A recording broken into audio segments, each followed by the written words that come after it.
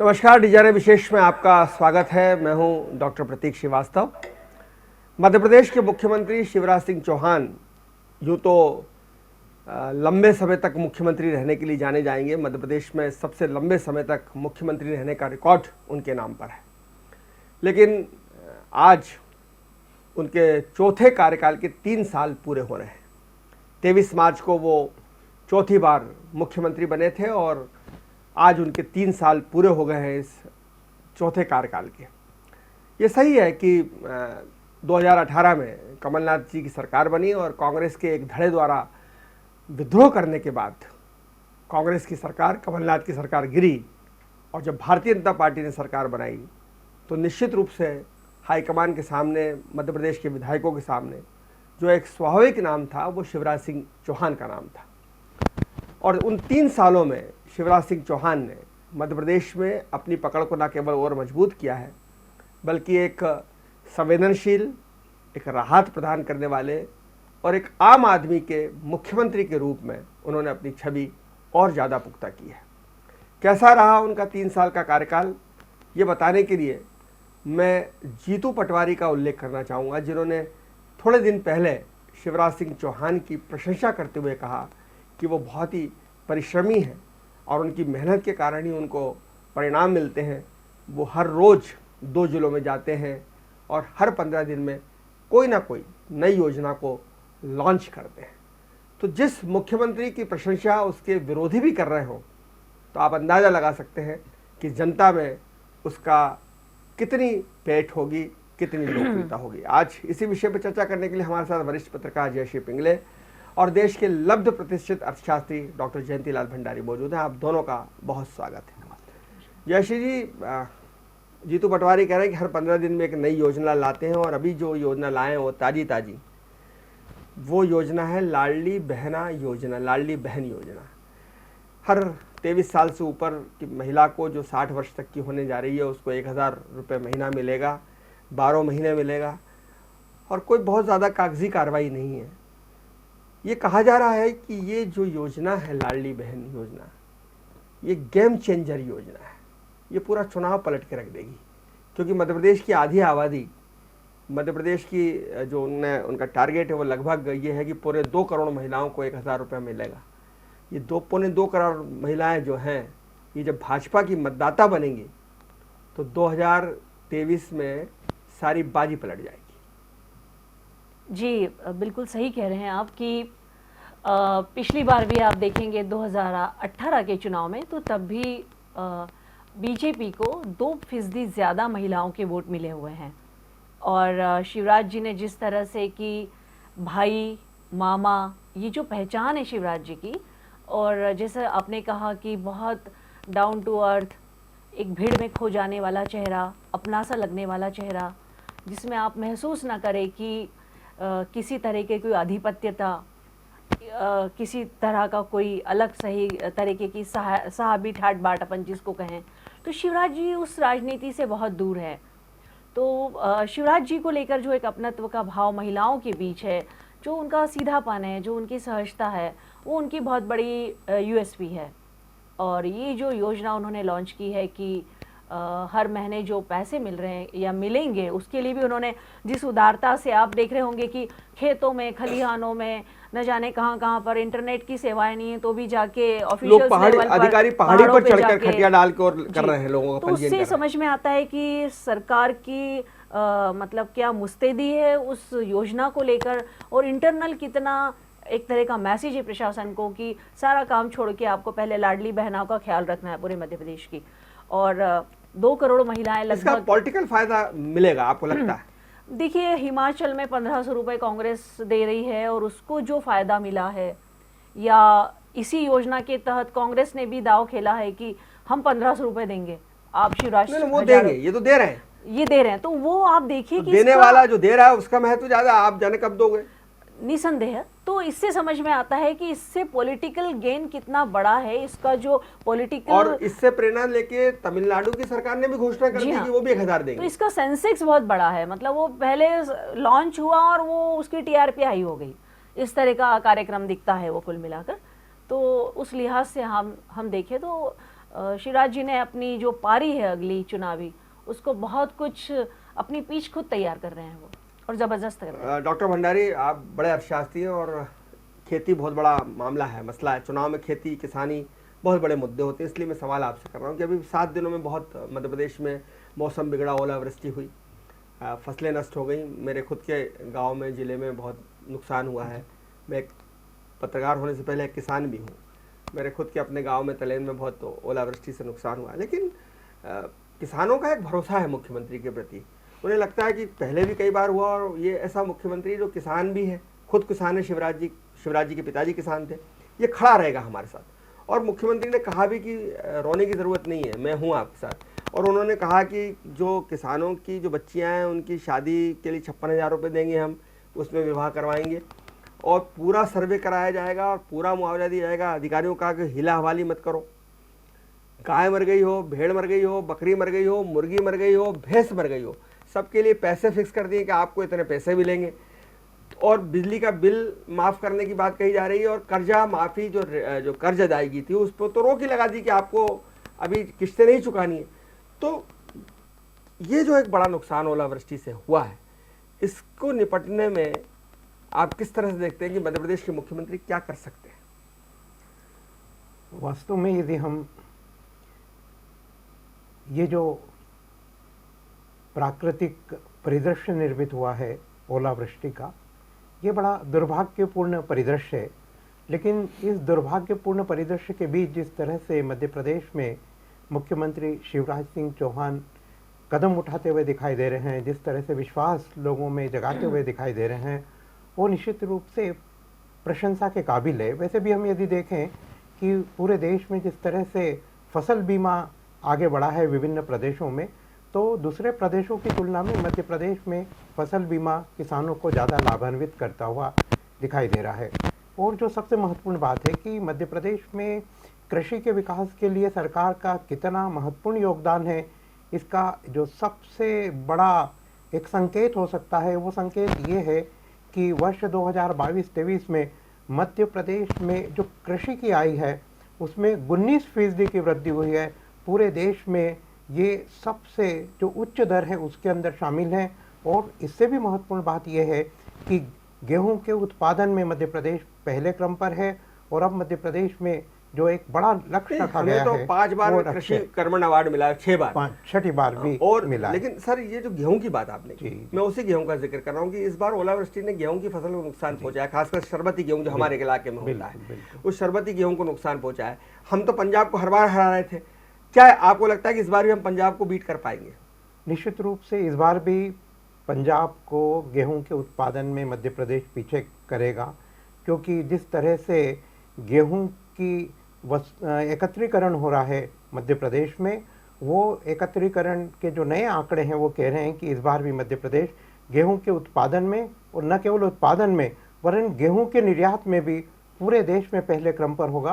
क्योंकि जो सबसे ज़्यादा ध्यान, यदि हम पिछले 3 साल के बजट को देखें तो जो फोकस है बजट का, वो सबसे बड़ा फोकस चाहे 2020-21 का बजट हो, 21-22 का, 22-23 और अभी जो नया बजट प्रस्तुत हुआ है 23-24 का, चारों बजट की यदि हम तुलना करें तो इन चारों बजट में कृषि के विकास पर फोकस किया गया है। पहली सबसे चमकीली प्राथमिकता कृषि विकास को दी गई है और इसके कारण कृषि की विकास दर भी बढ़ी है। कृषि के अधिकांश जो पुरस्कार हैं सभी तरह के, वो मध्य प्रदेश की झोली में आए हैं। ये भी एक बड़ी महत्वपूर्ण बात है। जैसे जी आप 15-16 वर्षों से, 17 वर्षों से बल्कि मुख्यमंत्री रहते हुए शायद इतने समय हो गया है, आप शिवराज सिंह जी की कार्यशैली को देख रही, जो पहला वाला कार्यकाल के जो मुख्यमंत्री थे बाबूलाल गौर के बाद बने, वो एक अलग किस्म के थे, दूसरा कार्यकाल अलग किस्म का था, तीसरा अलग। लेकिन ये चौथा वाला कार्यकाल है 3 साल का, इसमें आप देखें कि विनम्रता के साथ एक एग्रेसिवनेस भी है, बुलडोजर भी पहुंच रहा है, आक्रामक कार्रवाइयाँ भी हो रही हैं और भाषा भी बदली है। बेईमानों को कह रहे हैं कि मैं गाड़ दूंगा, भ्रष्टाचारियों को गाड़ दूंगा, और सुन लो रे, मध्य प्रदेश छोड़ के चले जाओ गुंडो बदमाशों। ये जो एक भाषा है, बॉडी लैंग्वेज है, ये क्या बताती है कि जैसे जैसे मुख्यमंत्री परिष्कृत होते जा रहे हैं, परिपक्व होते जा रहे हैं, वैसे वैसे उनमें अपराधियों के प्रति, बेईमानियों के प्रति, भ्रष्टाचारियों के प्रति, या जो गिरोह हैं, जो माफिया है, उसके प्रति एक एग्रेसिवनेस बढ़ रही है, बॉडी लैंग्वेज बदली है? जी बिल्कुल, ये वाला जो उनका कार्यकाल है, आप देखिए पहले वो एक बहुत अलग किस्म के, एक नरम दिल, सॉफ्टनेस के साथ, एक नरम कार्यशैली के साथ वो आगे बढ़ते हुए हमें दिखे पिछले लगातार 3 टेन्योर्स में। लेकिन ये वाला जो उनका कार्यकाल रहा, जिस तरह से पूरे देश की राजनीति का मिजाज बदल रहा है, भाजपा का जो मिजाज बदला है, एक अलग किस्म का जो एक हिंदुइज्म के साथ में जो एक ताकतवर या एक एग्रेशन या जो एक मोड़ में पूरे देश में स्थितियाँ बनी है, उसको लेकर भी शिवराज जी ने अपने आप को बहुत बदलाव किया है, बहुत व्यापक बदलाव किया है। और आप देखते हैं कि वो लव जिहाद वाला मामला हो तो मध्य प्रदेश में सबसे पहला कानून मध्य प्रदेश में बना पूरे देश भर में उन चीज़ों पर। और रहा सवाल बुलडोजर का, जो योगी सरकार ने वहाँ पर इम्प्लीमेंट किया असामाजिक तत्वों के इंदौर में हो गया था। उसी के पहले मैं वही कहना चाहती हूँ कि वो तो एक नाम हुआ कि वो बुलडोजर बाबा है, लेकिन ये बुलडोजर मामा पहले ही अपने यहाँ पर मौजूद थे। मतलब और मुझे याद है अच्छी तरह कि सबसे पहले बुलडोजर का जो प्रयोग हुआ वो इंदौर में हुआ। जी हाँ, और योगी जी ने उसके बाद किया। तो कायदे से देखा जाए तो ये बुलडोजर मामा से प्रेरणा लेके बुलडोजर बाबा। हाँ, मतलब तो शिवराज जी ने अपने आप को बहुत व्यापक बदलाव किए हैं। और आप देखिए कि ये वाली जो सरकार है, उन्होंने ये पूरा मैसेज देने की कोशिश की है कि एक आइडियोलॉजी की सरकार है ये।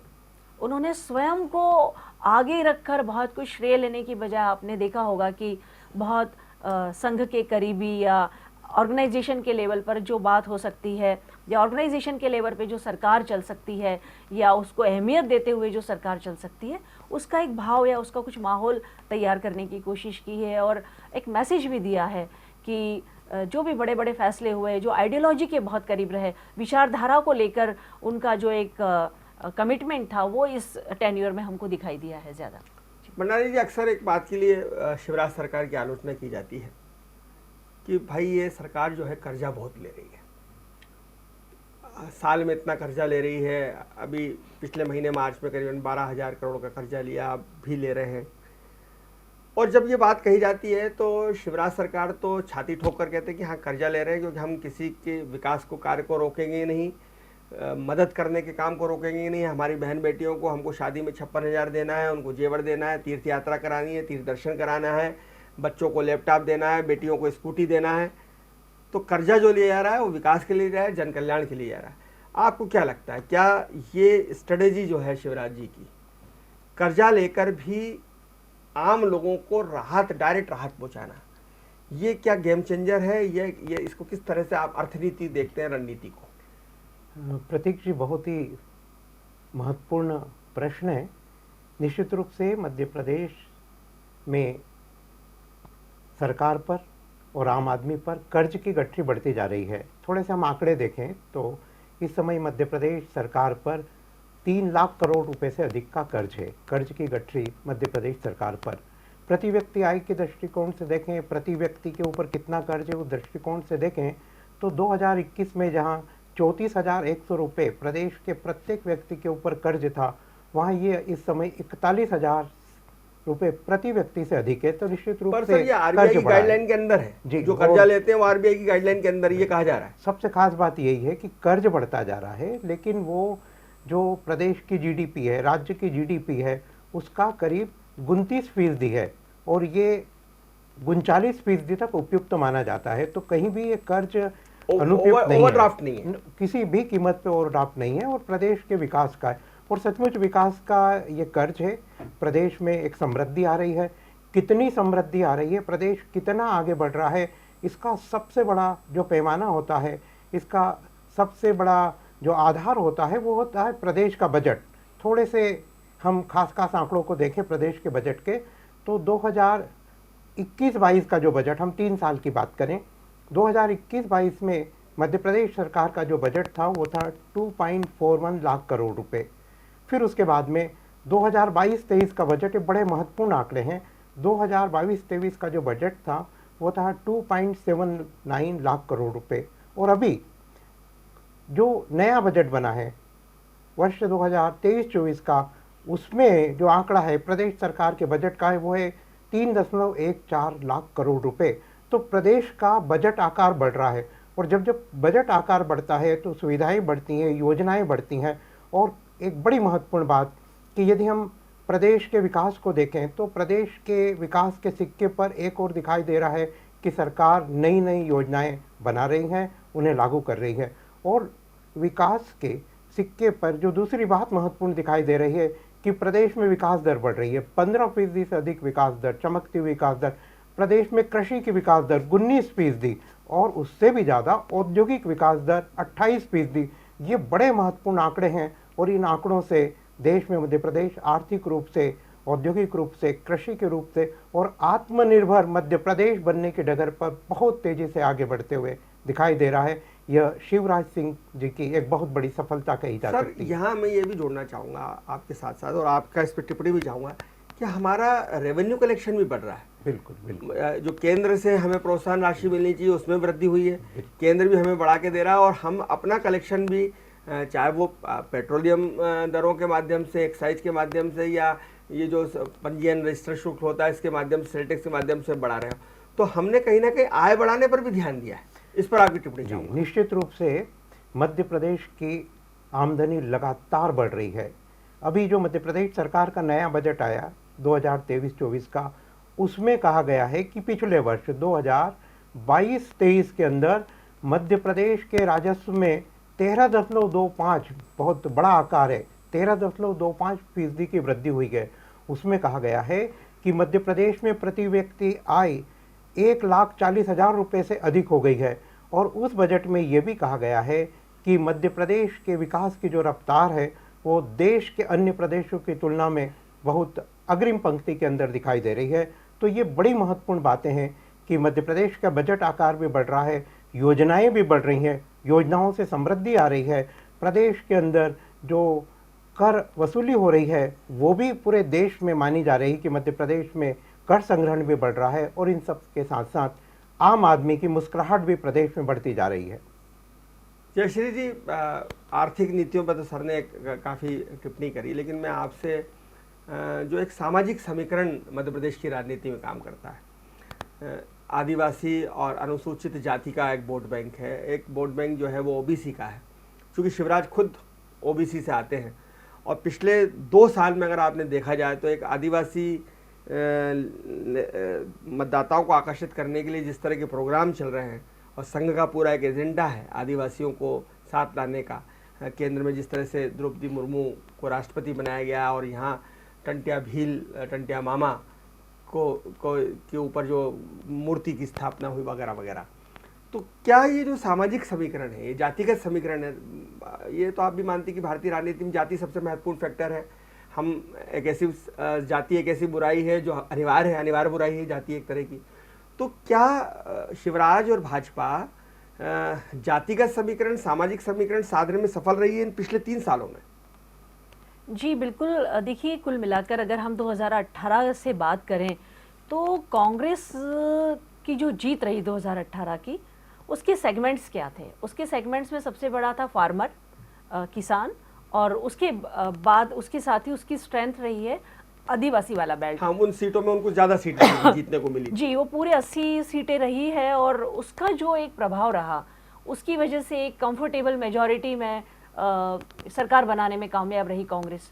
तो सबसे पहले सरकार जब बनी दोबारा शिवराज जी की, तो सबसे पहला टास्क तो यही होना चाहिए था कि अपना जो कोर वोट है, अपना जो एक कमिटेड वोट है, उसके अलावा जहां पर कमज़ोर है उसके लिए क्या काम किया जाए, ताकि 2024 की जो बात है या 2023 का जो चुनाव है वो बीजेपी पूरी तरह से सामान्य स्थितियों में निकाल सके।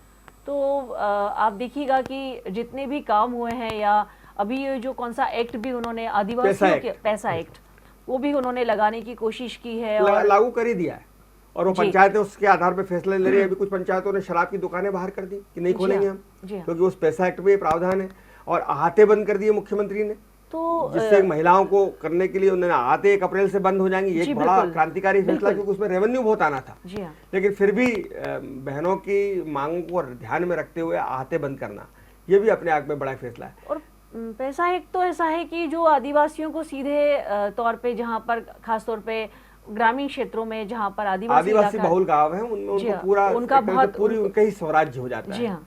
वो पूरा रूल उनका हो जाता है। उस एक्ट से उनको जो ताकत देने की कोशिश की, और उन्होंने कहा भी कि कोई अगर बात होती है तो प्रशासन को भी ये मैसेज है कि उस एक्ट में कार्रवाई होनी चाहिए। तो उनकी जो एक मुस्तैदी है, उनकी जो जिस ताकत से वो लगे हुए हैं, और आप देखिए अभी भी जब वो जिलों के दौरे करते हैं तो आपको समझ में आ जाता है कि वो अधिकतर वो जिले हैं जहाँ पर भाजपा की स्थिति 2018 में चूंकि आप कमजोर- राजनीतिक विश्लेषक हैं जयश्री जी, इसलिए मैं आपसे एक सवाल ये जरूर जानना चाहूंगा। आपने बहुत राष्ट्रीय स्तर पे बहुत राजनीतिक यात्राएं कवर की हैं, बहुत सारे चुनाव कवर किए हैं आपने, एक लंबे समय से आप पॉलिटिकल सिनेरियो को देखती आ रही हैं।